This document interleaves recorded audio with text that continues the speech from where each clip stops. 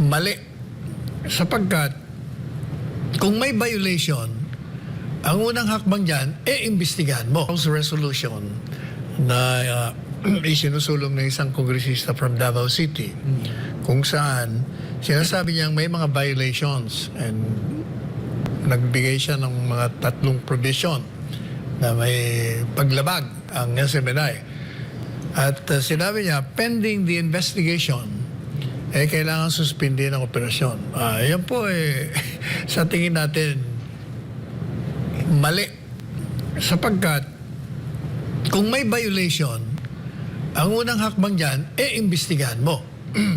Hindi po pwedeng sususpindihin mo ang operasyon. Kung baga, nag-conclude ka na agad. Kasi, you're alleging violation, then you have to prove na may violation before any sanction can be made. Samantala, payo naman ni Panelo sa mga kongresistang pilit iniisa ang network at ang anchors nito. Ang problema dito sa mga kongresista natin, mawalang galang na po sa inyo, ihiwalay ninyo yung network sa mga anchors. Hindi po pwedeng pagkaisa inyo sapagkat iba ho ang entity ng network doon sa mga anchors. Kaya nga ho tayo palagi may disclaimer na tinatawag.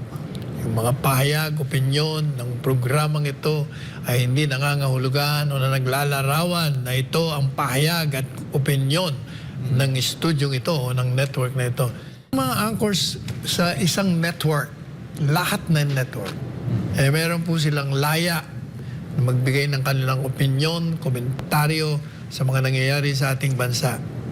So, balit, pag sila ay lumabag sa regulasyon ng batas, sapagat hindi naman absoluto ang karapatang magsalita at magpahayag.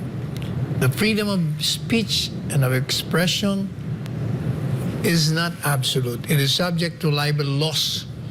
So pag may problema po kayo sa mga anchors dito at sa iba pang network, sa tingin nyo, mali ang impormasyon na kinakalat nila at sa pamamagitan niya ay nakakasira sa reputasyon at integridad ng tao, abay magdemanda po. Demanda ninyo ang mga anchors, hindi yung SMNI.